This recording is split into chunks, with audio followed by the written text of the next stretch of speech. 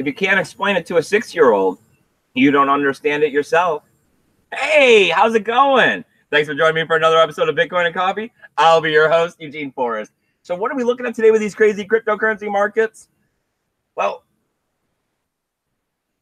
look like a little bit of red. I mean, as I sat there and went through everything this morning, I didn't really see all that much that I wanted to talk about with the price. I mean, it seems like a lot of people are constantly going on and on with this. There wasn't a whole lot of news. So I thought maybe I'd do something a little bit different today, and I kind of just get out here and chit chat. Luckily, I dragged Samantha out of bed this morning because she had a real late night last night at work. Apparently, they had some problems closing down, but she's here today joining us for the chat. Say good morning, Samantha. Morning, everybody. So since we got Samantha in the chat, go ahead and let me know what you're thinking. Pretty much, what do you think we need to get cryptocurrency going? What do you think the big hurdle is? I mean, everyone keeps talking about how, you know, Bitcoin and altcoins and all these cryptocurrency, you know, they're prime for mass adoption. You know, we're starting to be able to get ways for hedge funds and rich people and third parties that can't be bothered with the technical details details of holding their cryptocurrency and splitting it when they make these forks that may or may not have any value. Or are we looking at, you know, a situation that we need an ETF so that they can invest? Are we looking at something like we need more every single day people like me and you know, out there doing Google searches? Because I mean, as I heard this morning from Boxmine, he was saying that his indicator is pretty much Google searches, that he thinks that we need, you know, millions of more people to flood into Bitcoin, and that, you know, Google searches are what's going to tell us, you know, when this is happening and as a good indicator. You know, some people are saying that we need situations like banks to start getting involved, but at the same time, we're starting to see situations like these exchanges are pretty much turning into banks and getting credited and licenses, and, you know, the governments are regulating them. What do we got going on, Samantha? Anybody in the chat with me today, or am I just kind of out here ranting by myself on the internet, as I almost did this Sunday? Thank you guys for joining me. We have a Bitcoin Crypto News Education saying good morning. Morning, buddy. I love your dedication, getting out here every day. He has a great little Facebook page over there. Well, not little. He has a great Facebook page with followers. He does a video a day, you know, little 1-minute tutorial on how to go about, you know, understanding these cryptocurrencies. It's like, it's the beginning of wanting to understand all of them. There's so many out there. It's hard to understand what they were. You guys even caught me off guard on Sunday, asked me what Lisp was, and I mean, I thought it was data storage. Look, apparently it's JavaScript with smart contracts. There's so many of them out there, it's hard to keep them straight half the time, and you kind of need a reference guide almost. We have another person saying good morning and asking whatever happened to FUD Friday. Morning. Yeah, I know. This was what, the first weekend that we didn't take those big major dips over the weekend. I mean, we've seen 6-8. You know, people were talking about, you know, that this was the beginning of the bull market, that we've seen consolidation here for a little while. We touched 6,000. We were heading back upwards. It looks like we came back down a little bit this morning. I think I seen 6-7. I mean, standard 5%. And we had a couple of days of green, little day of red today is no big deal. I kind of expect a day of green tomorrow. I expect green pretty much across this entire week. I'm not making any big moves because I'm looking for those bonuses that are hopefully going to be coming up.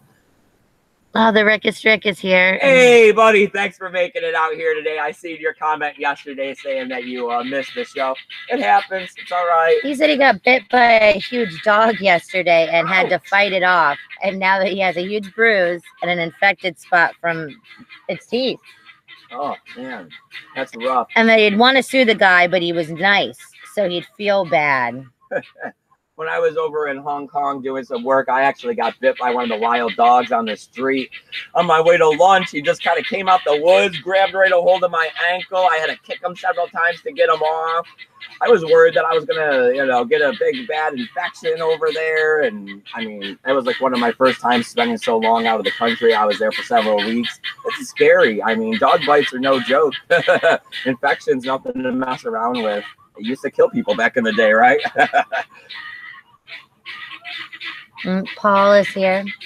He says, good morning. I was looking to see if anybody had any thoughts or opinions on this so that we could maybe discuss, you know, what do you guys think is the next thing? What do you think we need to get cryptocurrency going? I mean, Are we just kind of waiting? I mean, is it because the pot boiled so hard last time that it's going to take a little while for it to boil again? You know, does the pressure have to build up? Are we looking at it's going to be 2020 and after? And, you know, that this is just a lot of, you know, YouTubers don't know what else to do besides get out there and say, the next bull run's coming. Because if they just got out there and kept saying horrible, bad stuff, like the price is going down, the price is going up, nobody would really watch. Because if you were thinking that the price was going to $1,000 or below or whatever these crazy people are saying, why would you be watching these shows? You would have sold your Bitcoin and went on with your life. Bitcoin Crypto News Education says we need utilization. People keep hoarding but not circulating. I've come across that concept as well. You know, that everyone uses it as a store of value. Rick is saying we need China and India to deregulate and unblock. I read this morning that they were talking about how China's trading is less than what everybody was thinking. I also read that they're going ahead and finding ways around, the exchanges are finding ways around. I didn't get through the article because I hate reading all that FUD about India. Half the time they come out with these articles about India and they're not really backed by anything, or they're like super outdated.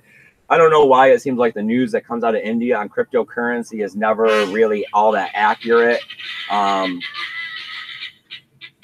mean, it's going to be what it's going to be with India. I mean, there are enough people on board and enough countries that are working towards cryptocurrency. Man, the guineas are crazy. Hold on. All right. Thank you, hon. All right. So let me try to continue. As they're like, there's enough people in here that the few, you know, like China and India and the places that aren't on board with cryptocurrency, it's not that big of a drain. You know, I mean, I know that China is one of the world powers and everything, and they have a lot of money and they were super invested in this stuff and making the price before. But as part of decentralization, we need to be getting these other countries to go ahead and take a step up. So I feel that China taking a step back for a little bit might be in cryptocurrency's best interest to be able to help with the decentralization of it and not us seeing, you know, that 50-60% coming out of China like it used to be back in the day. I don't know what they were freaking out about, but I know, just something else to mess up the morning videos here. But hey, that's how you know they're live. You know, that's how we're keeping it real. The animals be messing it up. Oh, Silent Lamb is here. He says hello all. No, he said that Morning, buddy. I holding his golden eggs hard. How you got to do it. I mean, anybody that's telling you that cryptocurrency isn't going anywhere, it's just, it seems like such small mind thinking. It's buying cryptocurrency with money that you need. That's the problem. If you're just buying it and thinking it like you're buying, you know, like you go out and you buy a chair, you go out and you buy an electronical tablet or, you know, whatever. That's what you're doing when you buy cryptocurrency. If you think I'm buying something and it's not for sale, you know, then you're better off. That's how you go about it, because then it's not a big deal to wait 2 years if the price isn't spiking up next month. It's that when you're saying, okay, well, this money is earmarked for bills in whatever way, and then you take it and you go to put it in this cryptocurrency market and you think that it's going to shoot up 40, 50, 60% by hopping a few coins across a month, and then you're just going to pull this money back out and pay bills. This is where I see people getting into problems, is that they think that I don't have a job, I need a job, and they got like a few $1,000s, they borrow some money from their family, they ring up their credit card debt, and they don't necessarily have the cryptocurrency education that we have, you know, and they hop out there and they think they're just going to, you know, make some trades and make $100 a day and, you know, cash that out and pay the bills and cover the gas and cigarettes and auto insurance and all that good stuff. It does not work like that. That is not how this goes. You gotta pay your bills another way, and then you gotta have a little extra to be buying this stuff so you can save it up, because long-term value is where the real profit is in this. I mean, I think I read from Forbes this morning. They're saying that within 10 years, cryptocurrency is going to be massively adopted and everybody's going to be using it. So, I mean, who cares about doubling your money in a few weeks by messing around with some of these altcoins when, I mean, you could have that $1 million Bitcoin everyone keeps loving to predict in 10 years. I mean, one is all you need, and be able to take care of the, you know, yourself and your family and everything else, especially if you know, had to go back to fiat cash, you could then go and invest it differently. What do we got going on, Sam? Anything in the chat? Am I just hanging out? Everybody having a good cup of coffee with me this morning. I know it's Monday. It's hard to get going. News is always slack on Monday. I think it's because everybody took yesterday off and they didn't get into the research, writing the articles to go out there and publish them this morning. I know there's a little news that trickles out. I hate getting out here spreading FUD and talking about stuff that's not really. I'd rather have a casual conversation with you guys than get out here and talk about stuff that's, it just seems like forced news. I mean, the biggest thing I kind of found out there this morning is that they were talking about Ethereum and the coding Viper and how it's supposed to be easier and how they're hoping that it's going to, get more people into coding on Ethereum because now Ethereum and EOS are being compared side by side. And a lot of people are saying that EOS is better, even though we've been looking at problems with the network because supposedly they crashed now that they reached 1 gigabyte of RAM. I mean, it's all over the place. It's super complicated. There's all this drama involved. But I mean, that's why cryptocurrency is like high school as far as I'm concerned. There's all these different groups and popular kids, and not everybody gets along with each other. But at the end of the day, it depends on who really makes it to college. Nomadic Giants here. He says, good morning. Morning, buddy. Thanks for coming out. Silent Lamb said, I've been listening and zoned into crypto. Okay, seen for 360 days, 24/7, and I've really only just come back to the normal world. He said, damn, they're lying hard to the public. Get your coins now. Yeah. I mean, I don't know. Every time I talk to people that aren't into cryptocurrency, usually it's like family or friends of family, because I don't really know a lot of people. I hang out here by myself in the woods a lot. About half of them at least know what it is. Yeah, like they'll say, oh, I've heard that. They know what it is, and they say, didn't it get to be a lot of money? And so it's one of those things. They saw it somewhere when it was a lot of money. Yeah, and it's going to come back around, and then it's going to be that between now and then we got to make. Personally, I feel the graphic user interface is the majority of the problem. I do a lot of tech stuff with people that are not really tech savvy. Smartphones are complicated for people. Personally, I don't understand it. I think a smartphone is the most simplest piece of equipment there is out there, but there are so many people that can't even operate their smartphone that when you see this, it's like you're going to send cryptocurrency, you're going to go to an exchange, and then that's not happening. I mean, we're talking about the people that can't text and drive. I mean, there is a lot of people out there that due to whatever breeding or whatever have made them not capable of their mouth breathers. So the 80% that Adam Meister talks about. We are the 20%. We are elite. That's why we are here before everyone else. That's why we jumped into cryptocurrency. Majority of us were here before, $20,000. We've seen this technology. We've seen the problem, and we've seen that this was the solution.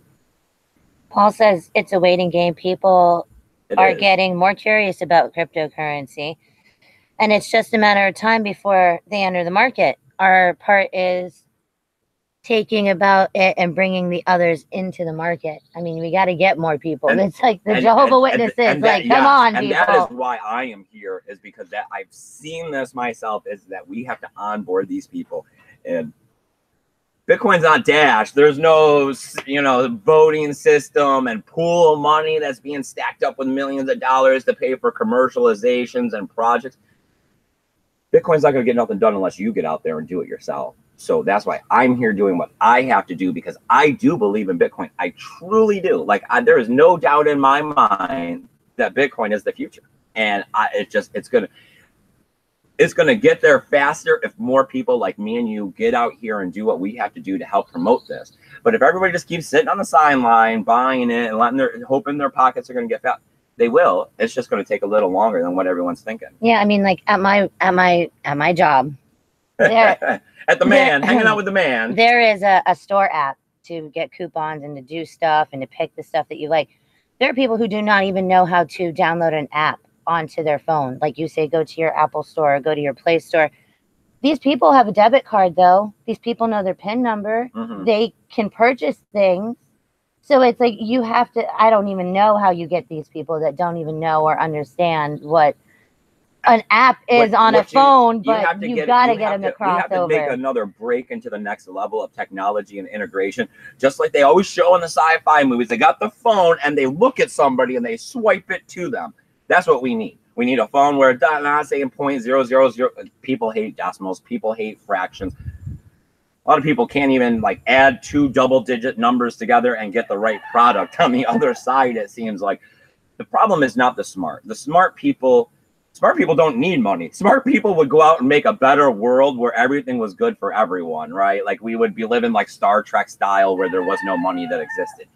It's because of all the dumb people that nobody really wants to take care of, the burden on society. You have to have money. You have to have all this stuff. So we got to make it for them. We have to make something that they can use to be able to continue their meaningless lives as they go out there and continue mouth breathing and producing more people on this earth.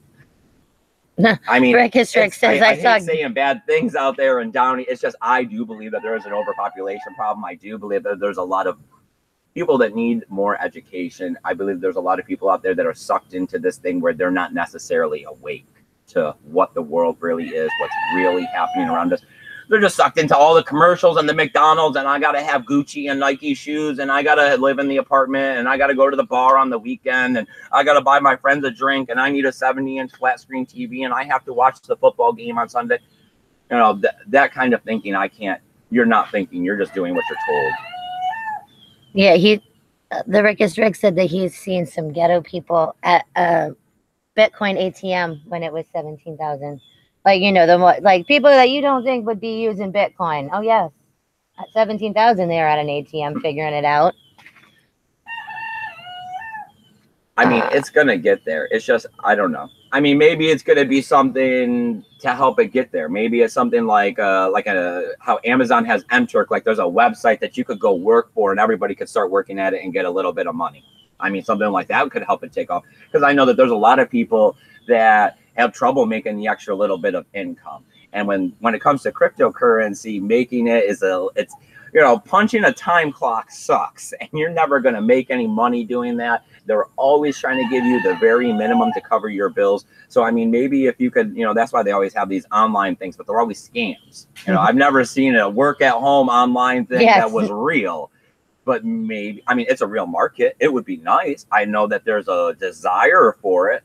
So maybe if we could make some website that was really real and some third party that we could trust that actually paid people in cryptocurrency, that would, I mean, you would see a lot of these, get more people, stay-at-home moms, people that have, you know, they don't have driver's licenses for whatever reasons and they can't get to work. You know, yeah, just how like they were saying that a lot of the women and stuff that are in the third world countries where they're not really supposed to have bank accounts and have stuff like that, they're the ones that are trying to do the faucets and all of this stuff to get the little bits of cryptos, because they're thinking, I just want like $15 that I can have like to myself for whatever reason, but that I mean, they don't have that as an option. It's one of those things of the world's not only through your eyes. You know, there's a lot of other people out here. Everybody has struggles, suffering. Everybody's thinking. Everybody's, you know, consumed with feelings and emotions.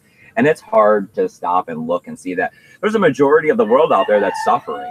You know, there's a majority of they try to show it on the commercials and it makes you sad and you want to flick the channel. Well, the problem is that, you know, fortunately we live in America and it is great here. And there are, you know, great systems in place to make sure that nobody goes hungry or goes without a house or, you know, goes cold or all those kinds of things.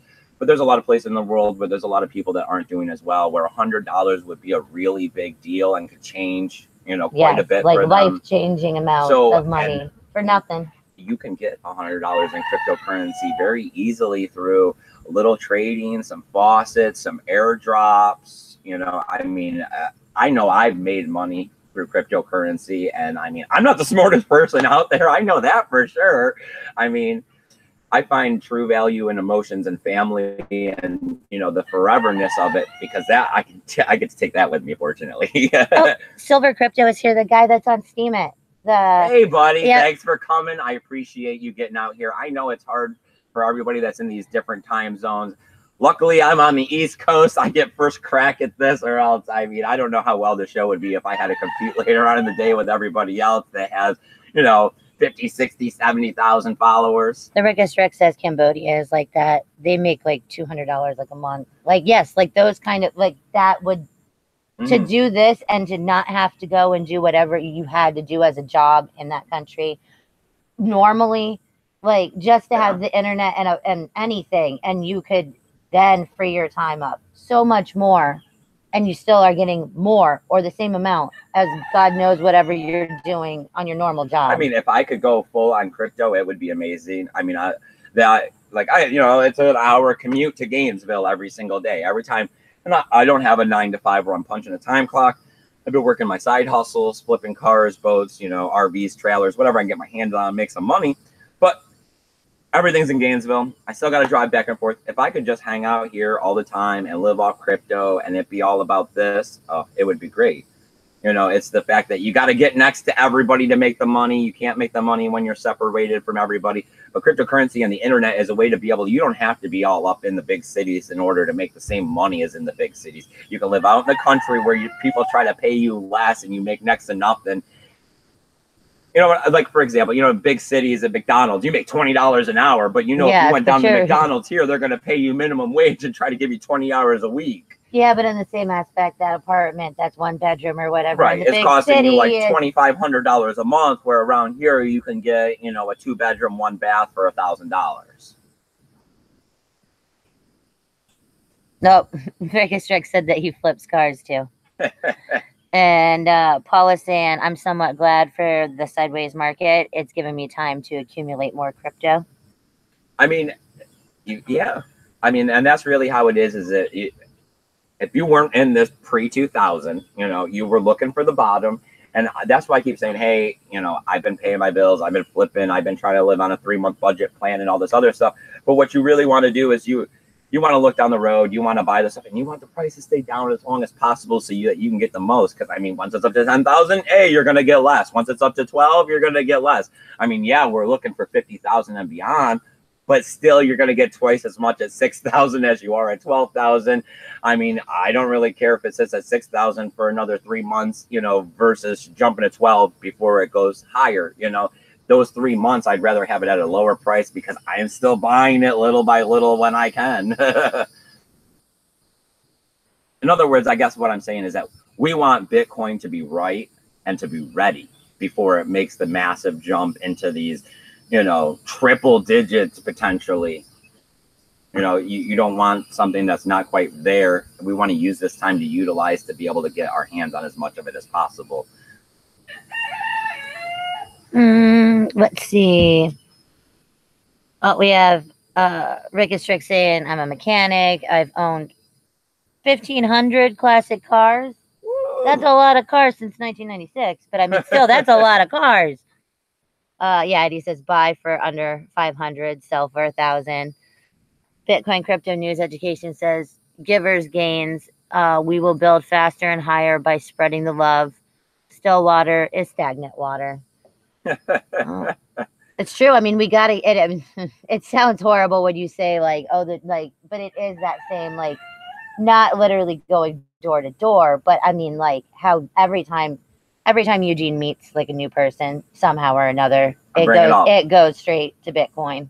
There's always a way to weasel it in. But I mean, it's that you have to keep talking about it, and you have to keep, because if you don't,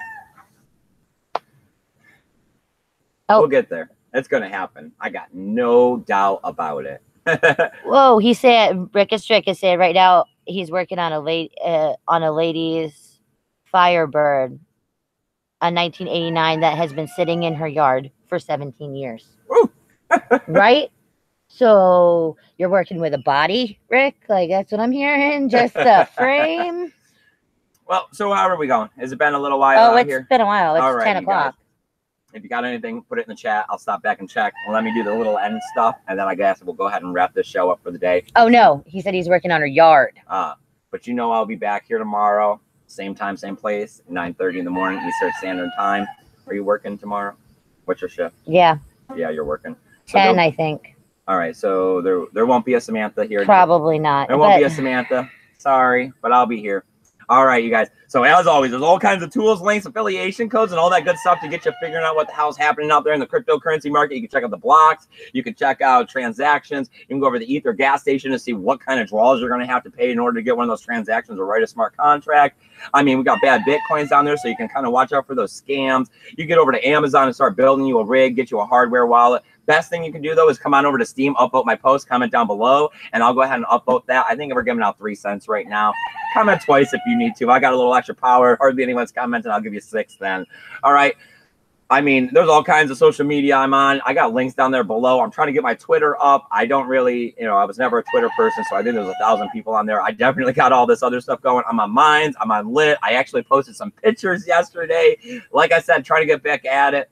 Myth Rule's not bad. You should probably check it out over there on Lit. All right, Samantha, we got anything going on in that chat, or is everybody nice and quiet hearing those crickets? Yeah, no. Rick's just said that he's working on a yard. He gets the car, and then he said, thanks for reading his messages. Haha. Not a problem. Yeah, I mean, I just bought a 2002 Mercury Mountaineer. I'm going to try to put a new transmission in today. Go out there, flip it, make 2,500, $2,000, something like that. Not bad. I think I picked it up for 4. So I get a transmission for 2, 1 day job. Not a bad profit. Anything's better than getting out there and working for the man. $8 an hour really sucks. Even 10. I mean, I think I got to make 15 to feel anywhere near decent about it. All right, you guys. Have a great Monday. I know it's hard on these days. Just keep the coffee flowing, and remember to keep your BTC safe. Bye, guys.